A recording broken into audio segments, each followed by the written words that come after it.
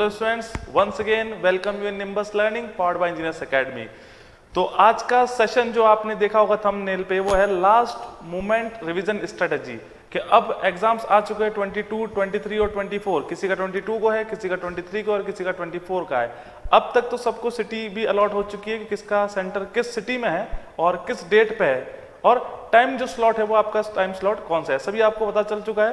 तो अब बारी आ चुकी है कि अब ये 4-5 दिन जो हमारे पास बचे हैं, तो इन 4-5 दिन में हमें करना क्या है, कि कैसे हम उसे इतने सारे सब्जेक्ट जो है, मैं ओवरऑल बात कर रहा हूँ, ना कोई मैं सिविल की बात कर रहा हूँ, ना मैं इलेक्ट्रिकल की बात, मैं सभी को ले रहा हूँ। Electrical, civil, CS, IT, mechanical, सभी की बात हो रही है यहाँ पे। कि अब जो जितने भी हमारे सिलेबस हमने पढ़ा है, ये तो काफी सर बड़ा है। कम से कम 8 से 10 सब्जेक्ट तो हमने पढ़े ही पढ़े, किसी ने 8 पढ़े, किसी ने 10 पढ़े, किसी ने 12 भी पढ़े हैं। तो वो डिपेंड करता है ब्रांच के ऊपर। तो लास्ट मूवमेंट हमारा क्या रहेगा कि अब हमें किस तरह से उसे परफॉर्म करना है कि सर हम मैक्स टू मैक्स नंबर उसके अंदर ला सके। तो रिवीजन सबसे इंपॉर्टेंट बात है। तो रिवीजन तभी होगा जब आपने एक प्रॉपर वे में, रिवीजन की बात कर रहा हूं, रिवीजन तो होने में तो किस तरह से भी हो सकता है, बट अगर प्रॉपर वे की रिवीजन की बात करें, इतने कम समय में किस तरह से रिवाइज करना है, तो उसके लिए हमारे को स्टार्टिंग डे 1 से आपने जब कोचिंग ली होगी, या जब कब आपने ऑनलाइन क्लास ली होगी, या फिर जैसे भी आप अपने खुद से प्रिपेयर हो रहे होंगे, तो आपने क्या किया होगा, जो खुद से प्रिपेयर, उन्होंने कई सारी वीडियोस देखी होंगी, उन्होंने गैदर करी होगी इन्फॉर्मेशन कि हाँ, कि अगर मैं खुद से प्रिपेयर कर रहा हूँ तो मुझे क्या क्या चीजें होनी चाहिए। तो हर जगह आपको एक चीज जरूर मिली होगी, और वो 101% वो चीज अगर होगी तो आपको हमेशा आउटपुट मिलेगा और बेटर मार्क्स आप अचीव कर पाएंगे। तो वो है आपका शॉर्ट नोट्स। तो हर कोचिंग, हर प्लेटफॉर्म या खुद सेल्फ स्टडी करते हो, तो उसमें सबसे पहली टिप या सबसे पहली बात जो होती है वो होता है आपके शॉर्ट नोट्स। अगर आपने शॉर्ट नोट्स बना रखे हैं तो इससे बेहतरीन और कुछ नहीं हो सकता, क्योंकि आप शॉर्ट नोट्स है तो केवल उन्हीं शॉर्ट नोट्स को आपको रिवाइज करना है, और 2 से 3 बार आपको रिवाइज करना है, ताकि आप क्या कर सके, आप एक लेवल पे आगे बढ़ सकें और एक बेटर प्रिपरेशन आप कर सके। तो रिवीजन करने का एकमात्र और एक एकदम एग्जैक्ट तरीका जो बता रहे हैं, जिससे आपका इफेक्टिव रिवीजन होगा, वो है आपका क्या चीज, शॉर्ट नोट्स। तो हर एक सब्जेक्ट के आपने शॉर्ट नोट्स बना रखे हो, लगभग 7-8 पेज, 8-10 पेज आपने बना रखे होंगे, बस उन्हीं को रिवाइज करना है। अब सबसे पहली बात इसके साथ और एक याद रखनी है कि हमें कोई भी नए टॉपिक को टच नहीं करना है, क्योंकि टाइम है कम। आप सुनते हो कि सर हाँ, या किसी आपके फ्रेंड ने बोल दिया कि बेटा ये भी, यहाँ कि बेटा यार ये भी सिलेबस आ रहा है, या ये भी टॉपिक आपका इंपॉर्टेंट है, इस पे भी पिछली बार क्वेश्चन पूछा गया था। तो अगर आपने पढ़ रखा है दैट्स इट, और अगर नहीं पढ़ रखा है तो टच नहीं करना है। इस बात को आप ध्यान रख लीजिए, क्योंकि अगर अननेसेसरी आप उस पर जाओगे तो अपना टाइम ही वेस्ट करोगे, क्योंकि उतना इफेक्टिव आप पढ़ नहीं पाओगे, और उस एक टॉपिक के चक्कर में जितने सब्जेक्ट के रिवीजन थे वो भी सारे इफेक्ट हो जाएंगे। तो कम पढ़ो पर रिपीटेड टाइम्स पढ़ो। ये भी आपने कई बार लाइन सुनी होगी, अगर आपने मोटिवेशंस अगर आपसे सुने हैं। तो रिवीजन आपका सबसे बेस्ट होता है।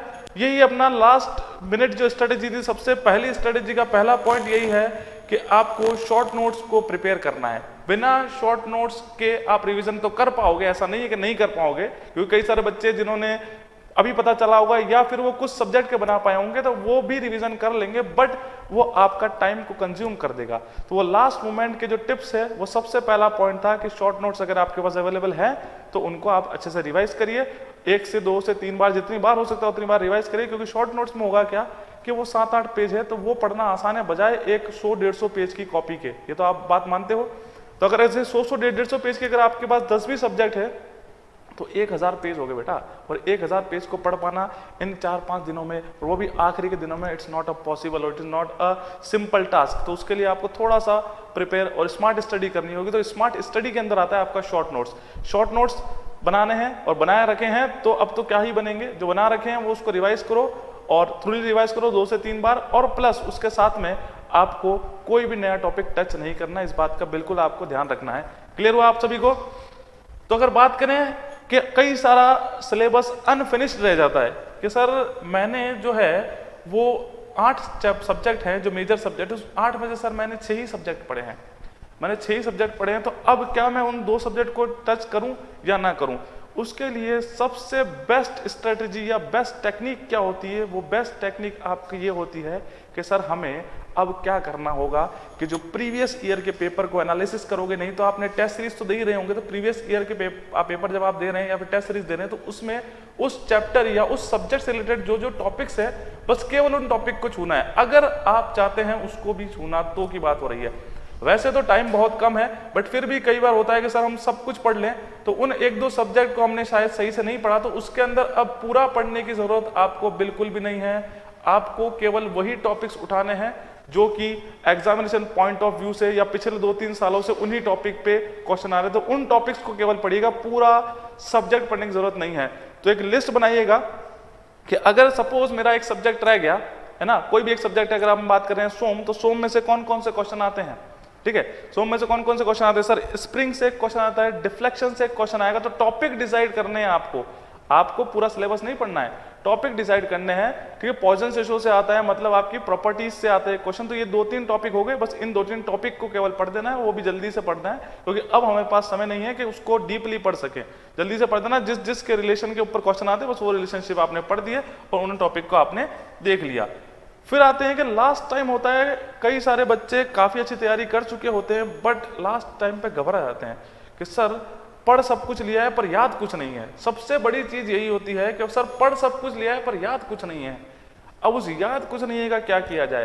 बेटा सब कुछ याद है आपको, अगर आपने रिवीजन कर रखा है आपको सब कुछ याद है, आप अननेसेसरी ज्यादा सोचने लग जाते हो, जिससे आपको क्या होता है, ऐसा फील होता है कि सर मुझे कुछ याद नहीं है, जबकि ऐसा कुछ नहीं है। अगर आपने एक बार पढ़ रखा है, क्लास नोट्स पढ़ रखे हैं आपने किसी कोचिंग के नोट्स पढ़ रखे हैं, आपने सेल्फ स्टडी या खुद के नोट्स पढ़ रखे हैं, उसके बाद अगर आप रिवीजन कर रहे हो दोबारा, तो आपको बिल्कुल सब कुछ चीजें पता रहेंगी। पर वो थोड़ा सा हड़बड़ाहट जो हो जाती है उसमें आपको थोड़ा सा मेंटेन रखना है, अपने आप को थोड़ा सा काम रखना है, ज्यादा घबराने की जरूरत है नहीं, क्योंकि चीजें अगर आपने पढ़ रखी है, अभी जो बच्चा कभी पढ़ा ही नहीं उस सब्जेक्ट को या केवल एक ही बार पढ़ा है, उसके लिए अपन बोल सकते हैं कि वो चीजें थोड़ी थोड़ी मिस करने लगेगा। पर आपने एक बार पूरा सिलेबस पढ़ रखा है, आपने क्वेश्चंस भी लगा रखे हैं प्रीवियस ईयर के, और जो प्रैक्टिस सेट से आपने वो भी अपने लगा रखे, तो उसके बाद आपने रिवीजन भी कर लिया, तो ऐसा नहीं है कि आपको नहीं पता, आपको पता है, बस वो थोड़ी सी घबराहट है जिससे आपको लगता है कि नहीं पता।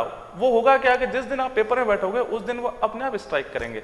अभी आपको लगता होगा सर नहीं पता, पर जिस दिन अगर आप पेपर में बैठोगे, जिस दिन वो क्वेश्चन देखोगे, चाहे वो कोई से भी सब्जेक्ट का हो, तो एकदम से वो चीजें आपको स्ट्राइक करेगी दिमाग पे, तो उससे आपको सब कुछ समझ में आ जाएगा। तो ऐसा बिल्कुल नहीं सोचना कि सर मैंने सब कुछ पढ़ लिया पर याद कुछ नहीं है। कई सारे बच्चों के साथ होता है, ये एक के साथ नहीं है, वो कई सारे बच्चों के साथ पढ़ सब कुछ लिया पर याद कुछ नहीं है। अब क्या किया जाए? अरे कुछ नहीं करना है, सब कुछ याद है। अगर आपने रिवाइज भी कर रखा है तो आपको सब कुछ चीजें पता है, बस थोड़ा सा आप घबराहट की वजह से आप उसका इफेक्टिव आंसर नहीं दे पा रहे। जहां पे आप उस रूम के अंदर, जब हम बात करें कि आप जब एग्जामिनेशन हॉल के अंदर जब बैठोगे, तो उस टाइम आपका एटमॉस्फेयर बिल्कुल काम रहेगा, शांत रहेगा, क्वेश्चन आपके सामने रहेगा और टाइम चलता रहेगा, तो आपको सब कुछ चीजें याद आने लग जाएंगी। क्लियर है? ये तो आपको पता ही होगा। तो इसलिए कभी भी घबराना नहीं है। अगर आपने पढ़ के रिवीजन कर रखा है, क्वेश्चन लगा रखे, तो आपको सब कुछ पता है, वो क्वेश्चन बनेंगे, बिल्कुल बनेंगे, बस रिवीजन बिल्कुल करना है, शॉर्ट नोट्स रिवीजन करना है, नए टॉपिक बिल्कुल नहीं पढ़ने हैं, घबराना भी बिल्कुल नहीं है। और लास्ट जो सबसे इंपॉर्टेंट बात जो है, ये आपको इस रूटीन को फॉलो करना है। ये कुछ मैंने आपके सामने एक चार्ट सा दिख रखा है, ये रूटीन है, इन रूटीन को फॉलो करना है, ठीक है। Make a routine to allocate appropriate time for each subject. तो ऐसा नहीं है कि सुबह से चालू किया और शाम तक सर सोम ही पढ़ रहे, बेटा ऐसा नहीं होना चाहिए। क्यों? क्योंकि थोड़े देर के बाद, 1 या 1.5 घंटे के बाद इंटरेस्ट जो है वो खत्म हो जाएगा, तो जो आपकी स्पीड जो है, जो आपकी एक्यूरेसी जो है, वो आपकी क्या हो जाएगी सर, स्लो हो जाएगी। अगर वो स्पीड और एक्यूरेसी स्लो होगी, तो अब टाइम बहुत कम है, तो स्लो नहीं करनी है हमारे को, हमें उसी एक्यूरेसी से पढ़ना है। तो सिर्फ एक स्लॉट बना लो कि ये जो 12 घंटे मैं पढ़ूंगा, इस 12 घंटे में 3 घंटे ये सब्जेक्ट, 3 घंटे नेक्स्ट सब्जेक्ट, 3 घंटे अगला नेक्स्ट सब्जेक्ट, इस तरह से आपको पढ़ना है। क्लियर हुआ? सेकंड, ये स्लॉट बनाना बहुत जरूरी, नहीं तो अगर आप पूरे दिन बैठोगे तो उस एक सब्जेक्ट को भी कंप्लीट नहीं कर पाओगे, और आप अगर अलग अलग ब्रेक करके पढ़ोगे तो आप एक साथ 2 दिन के अंदर 3-4 सब्जेक्ट आप कंप्लीट कर ले जाओगे। ये बिल्कुल ह्यूमन टेंडेंसी होती है कि एक चीज को आप पढ़ोगे तो आप उसके अंदर इंटरेस्ट धीरे धीरे कम होने लग जाएगा आपको। फिर आते हैं identify your strength and work on your weakness. भाई ये पार्ट जो है, ये अगर पार्ट की बात करें तो ये भी रिवीजन स्ट्रेटेजी में आता है कि सर अब वीकनेस को कैसे ओवरकम करें लास्ट टाइम पे। तो वीकनेस का मतलब है कि अगर सर हमारा सॉइल अच्छा है, हमारा एनवायरनमेंट अच्छा है, हमारा कोई भी XYZ सब्जेक्ट अच्छा है, एनालॉग अच्छा है, हमारा टॉम अच्छा है, तो उस सब्जेक्ट के एक्सेप्ट जो सब्जेक्ट थोड़े से डाउन है उनको रिवाइज पहले किया जाए, क्योंकि जो सब्जेक्ट अच्छा है उससे क्वेश्चन बनेगा, आप उसके अंदर आपका कमांड है, आपका एरिया ऑफ इंटरेस्ट है, तो वहां पे आप क्वेश्चन बना ले जाएंगे। पर जो सब्जेक्ट आपको लगता है कि सर हाँ ये थोड़ा बहुत कम पढ़ा है, तो उसको थोड़ा सा रिवाइज ज्यादा करिएगा, वो ज्यादा इफेक्टिव रहेगा अदर जो आपको अच्छे से आता है उसके कोरस्पॉन्डिंग, ठीक है। तो इसका मतलब ये नहीं कि कुछ नया सब्जेक्ट उठाना है, उसी सब्जेक्ट में जो आप पढ़ रखे हैं उनमें से भी कोई वीक हो उसको पहले आपको लेना है। फिर आते हैं keep your concept clear. Concept clear का मतलब है केवल पढ़ने से मतलब नहीं है, कि कई बार होता है कि हमने कोई टॉपिक पढ़ लिया, उसके ऑब्जेक्टिव बन गए पर न्यूमेरिकल नहीं बन पा रहे, तो न्यूमेरिकल नहीं बन पा रहे तो फॉर्मूला पूरा कंसेप्ट देखना है कि थ्योरी कहाँ से आई है, ये क्या चीज कैलकुलेट करती है और इसका फॉर्मूला क्या है, किस किस पर न्यूमेरिकल आ सकते हैं। तो पूरे कंसेप्ट वाइज पढ़ना है, एक भी चीज अगर आपने मिस कर दी तो आपने वो पढ़ा ना पढ़ा सब कुछ बराबर हो जाएगा।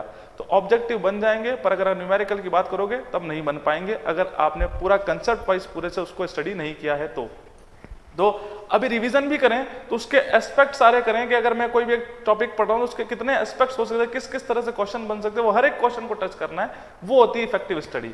फिर आते हैं आपका keep organise notes from the initial stage itself. तो ये चीज आपकी डे 1 की बात है, कि जब इनिशियल स्टेज पे आप थे, जब आप कोचिंग करने लगे थे या आप सेल्फ स्टडी करने लगे थे या आप कोई ऑनलाइन कोर्स लेने लगे थे, तो उस डे 1 से ही आपको एक ऑर्गेनाइज नोट्स बनाने हैं, जो कि नोट्स आपके पास है, उसके अंदर हर एक पॉइंट क्लियरली मेंशन होना चाहिए, किस किस पॉइंट पे आपके प्री में क्वेश्चन आते हैं, किस पे मेंस में आते हैं, क्योंकि जो होता है सिलेबस वो फैकल्टी आपको पूरा सब्जेक्ट कराता है, इट इज फ्रॉम प्री और मेन पर्पस, दोनों पर्पस के ऊपर से फोकस डाला होता है, पर उसके अंदर हमें आइडेंटिफाई करना है, और उस टाइम आपके फैकल्टीज बताते भी हैं कि ये जो टॉपिक है it is important for the main purpose, not for the preliminary purpose. तो प्री के लिए इंपॉर्टेंट नहीं, पर मेंस के लिए ज्यादा इंपॉर्टेंट है, तो वो प्री और मेन वाले चीजों को आइडेंटिफाई करना है, क्योंकि अब वो मेंस वाला पढ़ोगे तो कोई मतलब नहीं है, क्योंकि टाइम भी कम है, वो आना भी मेंस के अंदर है। तो मेंस वाले पार्ट को अवॉइड करना है, प्री वाले पार्ट को आपको पढ़ते जाना है, ठीक है। जिन्होंने शॉर्ट नोट्स नहीं बनाए उनके लिए भी ज्यादा इंपॉर्टेंट है, क्योंकि काफी सारे अपने पास नोट्स है,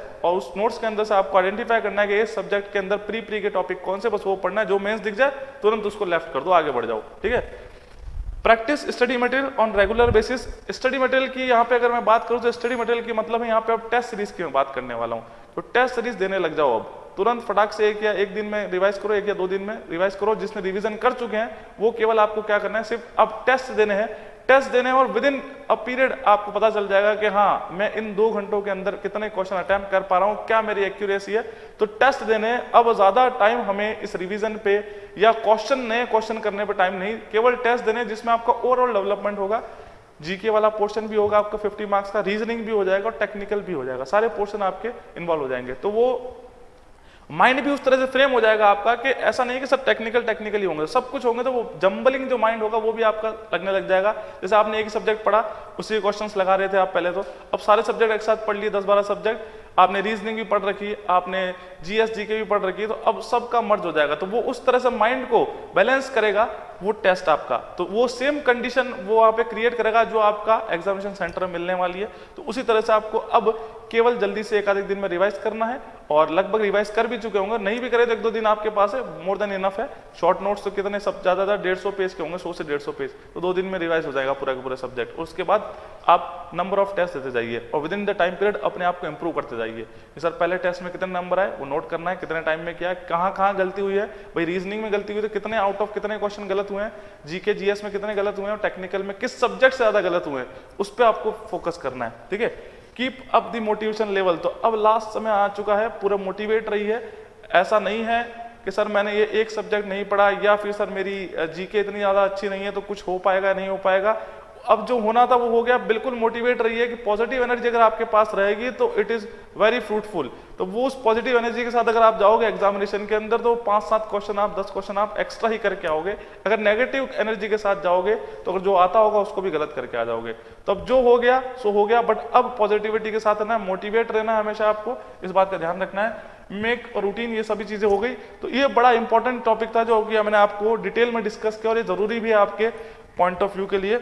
और लास्ट में टाइम मैनेजमेंट, टाइम मैनेजमेंट की बात आ रही है आपके एग्जामिनेशन सेंटर की। सबसे ज्यादा गड़बड़ी वहीं पे हो जाती है। सब कुछ पढ़ रखा है सर, सब कुछ रिवाइज कर रखा है, मुझे सब कुछ आता है, मैं क्वेश्चंस भी लगा रखा हूं, पर फिर भी सिलेक्शन नहीं हो रहा। क्योंकि कई सारे बच्चे हैं जो पिछले 2 साल से आपको लगातार या 3 साल से एसएससी दे रहे हैं और सब कुछ उनको आता है, वो सब कुछ अगर टेस्ट वगैरह देखे तो बेटर प्रिपेयर परफॉर्म करते हैं, बट सर एग्जामिनेशन में ऐसा पता नहीं क्या होता है कि मैं अटेम्प्ट ही नहीं कर पाता। तो टाइम मैनेजमेंट बिल्कुल जरूरी है। आपको एक फिक्स टाइम ड्यूरेशन सभी के लिए एक डिसाइड करके जाना है, आपका मेंटल लेवल उसी के हिसाब से वर्क करेगा। फिर बिना डिसीजन के आप जाते हैं तो आप यही घूमते रह जाते हो कि सर रीजनिंग पहले करूं या टेक्निकल पहले करूं या फिर मैं जीके जीएस पहले करूं। अगर कर भी रहा हूं तो मुझे कितना टाइम देना है मुझे नहीं पता। तो देखो ऐसा मैं अप्रोप्रिएट एग्जैक्ट आपको ड्यूरेशन नहीं बताऊंगा, क्योंकि हर एक बच्चे का लेवल अलग होता है, ठीक है। अगर मैं बोल दूं कि आपका रीजनिंग में 45 मिनट लेने, कुछ बच्चे सर वो 30 मिनट में ही कर जाते हैं जिनकी मैथ्स अच्छी है, ठीक है। टेक्निकल में बात करूं सर 1 घंटा, तो कुछ बच्चे उसको सवा घंटा भी ले लेते हैं। तो ये कोई फिक्स नहीं है ड्यूरेशन कि मैं अगर जो बोलूं आप उस चीज को फॉलो करो, पर आपको जो फील होता है उस चीज को आप फॉलो करिएगा कि सर मैं टेक्निकल में मुझे कितना टाइम देना चाहिए। तो मैक्स टू मैक्स आपको 1 घंटा मैंने बोल दिया, 1 घंटा या 70 मिनट आपको देने चाहिए, इससे ज्यादा मेरे अकॉर्डिंग नहीं देने चाहिए आपको, क्योंकि रीजनिंग जो है अब लेवल जो है वो चेंज हो चुका है बेटा। पिछले साल से अगर आपने पेपर देखा तो लेवल आपका चेंज हो चुका है, तो उसमें आपको टाइम ड्यूरेशन ज्यादा देना पड़ेगा। GK GS 15 minute is more than enough, 15 minute काफी आपके जीके जीएस के लिए। अगर आता है तो टिक, अगर नहीं आता तो कुछ नहीं कर सकते। क्लियर हुआ? तो जीके जीएस 10 से 15 मिनट, 10 इज द मिनिमम और 15 इज द मैक्सिमम। और कुछ बच्चों का अगर जो नहीं पढ़े उनके लिए तो वो 4-5 मिनट की ही जीके जीएस है। तो मेजर पोर्शन टेक्निकल पे देना है, 60 to 70 मिनट्स देने, और 30-40 मिनट्स आपको उसके अंदर देना, 10-15 मिनट में आपकी हो जाएगी। तो ये टाइम अगर ड्यूरेशन आप फिक्स करेंगे तो आपको पता रहेगा कि सर मैंने 1 घंटा डिसाइड किया है टेक्निकल के लिए, 1 घंटा 10 मिनट डिसाइड किए हैं, तो आप उसके हिसाब से चलोगे। कभी 50 क्वेश्चन नहीं हुए, अभी तो सर हमारा सिर्फ आधा घंटा बचा है, तो उस हिसाब से आप स्पीड बढ़ाओगे, उस हिसाब से आप एक्यूरेसी बढ़ती रहेगी। नहीं तो बिना टाइम ड्यूरेशन के चले तो लास्ट में जब सबमिट करोगे तो पता चलेगा क्वेश्चन कितने गिरे सर, 120 से 125, और कट ऑफ भी जा रही है 125, तो उसमें से भी तो माइनस होंगे फिर। इसलिए तो ये गलती बिल्कुल आपको नहीं करनी है। Time management is the best way to success. ये लास्ट टाइम पे 2-3 टिप्स मैंने आपको दे दी कि एक तो आपको नया टॉपिक कुछ चूज नहीं करना है, या ऐसा कोई टॉपिक नहीं होना चाहिए जो आपको पहले नहीं पढ़ा हो, उसको बिल्कुल टच नहीं करना है। जो पढ़ रखा है उसको रिवाइज करना है, शॉर्ट नोट से रिवाइज करना है, और अगर कोई नोट से रिवाइज कर रहा है तो मेंस के टॉपिक को एलिमिनेट करते जाइएगा, अननेसेसरी उसमें टाइम मत वेस्ट करिएगा। और ये जो प्रैक्टिस है ये 1 से 2 दिन के अंदर कर लो, क्योंकि टाइम बहुत कम है, जल्दी से इनको रिवाइज कर लो। और कोई भी नया सब्जेक्ट अब नहीं उठाना है, अगर लग रहा है कि सर उठाना है तो उसमें वही पॉइंट या वही टॉपिक्स या वही चैप्टर्स आपको पढ़ना है। चैप्टर तो बहुत बड़ी मैंने चीज बोल दी, आपको वही टॉपिक्स उठाने हैं जो क्वेश्चन आता है, क्योंकि नया पढ़ने से अब कुछ नहीं होगा। तो वो ज़्यादा आप उस टॉपिक्स को उठा सकते हो जिस पे प्रीवियस ईयर में क्वेश्चन आ रखे हैं। तो 10-15 मिनट बैठ के एनालिसिस कर लो पिछले 5 साल के पेपर का, और उसमें से देख लो कि हाँ सर इस टॉपिक पे, जैसे अगर इरिगेशन की बात करें तो सर इन क्वेश्चंस पे, इन टॉपिक पे हमारा क्या है कि क्वेश्चन पूछे जाते हैं, तो उन्हीं क्वेश्चंस को बस रिवाइज करना है। एफिशिएंसी वगैरह पे आते हैं तो वो एफिशिएंसी वाला टॉपिक को रिवाइज करना, ज़्यादा उसके अंदर पढ़ने की जरूरत नहीं है, ठीक है। और एक रूटीन बनाना आपको जरूरी है कि पूरा किस रूटीन को फॉलो करना है। पूरे दिन एक सब्जेक्ट को लेकर नहीं बैठना है, क्योंकि आपको ही पता है कि अगर एक सब्जेक्ट को लेके बैठेंगे तो अपना जो इफेक्टिवनेस है वो धीरे धीरे कम होने लग जाएगी। तो इफेक्टिवनेस को अगर मेंटेन रखना है तो अलग अलग सब्जेक्ट लेके चलो। तो डे 1 पे अगर आपको पता चल जाएगा, जैसे एक दिन में हमारे 3 से 4 सब्जेक्ट हो चुके हैं, क्यों? क्योंकि आप अलग अलग स्लॉट लेके चल रहे हो, कुछ इस तरह से पढ़ना है बिल्कुल। और लास्ट है तो 1 से 2 दिन में कंप्लीट करो, और टेस्ट सीरीज जितना दे सको उतना टेस्ट सीरीज दो, क्योंकि टाइम मैनेजमेंट का बेस्ट वे जो है वो आपको एनालिसिस करने का वो टेस्ट सीरीज है, उसके अलावा कोई भी नहीं है, उसके अलावा कुछ भी नहीं है। टेस्ट सीरीज आपको देनी है, टेस्ट सीरीज को देते रहो तो आपको असली टाइम मैनेजमेंट पता चलेगा कि जितने क्वेश्चन आप यहाँ कर पा रहे हो वो सेम उसके आसपास ही 2, 5, 10 क्वेश्चन ऊपर नीचे ही आप एग्जाम में कर पाओगे। तो आपको आपकी वीकनेस पता चल जाएगी किस पॉइंट पे हमें वर्क करना है। तो test series is the best way in last 3-4 days. Clear हुआ? और उसके बाद टाइम मैनेजमेंट तो है ही है, तो वो टेस्ट सीरीज ही आपको टाइम मैनेजमेंट सिखा देगी कि आप कहाँ कितना टाइम ले रहे हो। तो वो एनालिसिस कौन करेगा? अब मैं बोलता हूं कि मुझे 30 या 40 मिनट चाहिए टेक्निकल के अंदर, तो वो 40 मिनट कौन एनालिसिस कर रहा है? वो आपकी टेस्ट सीरीज करेगी। आप जब वहां करने लगोगे तो आपको लग रहा है सर ये 1 घंटे में तो हमारे साथ टेक्निकल 100 क्वेश्चन हुए ही नहीं, मुझे तो 80 मिनट लग रहे हैं। तो वो एनालिसिस कौन कर रहा है? वो टेस्ट सीरीज कर रही है, वो आप नहीं कर पाओगे। आप स्टॉप वॉच लेके बैठोगे तो वो थोड़ा सा टिपिकल टास्क हो जाएगा। ऐसा कुछ नहीं, जिसने टेस्ट सीरीज नहीं ली तो वो भी अपने मोबाइल के अंदर स्टॉप वॉच स्टार्ट करके बैठ सकता है, बट इफेक्टिव होगा जो टेस्ट सीरीज के अंदर, क्योंकि वो उसमें हर एक सेक्शन आपको अलग अलग मिलेगा। तो बिल्कुल इतना ही था आज का सेशन। इस चीजों को फॉलो करिए और काफी अच्छे बेटर रिजल्ट आपको देखने को मिलेंगे। तो all the best for SSC JEE exams. Goodbye and have a nice day.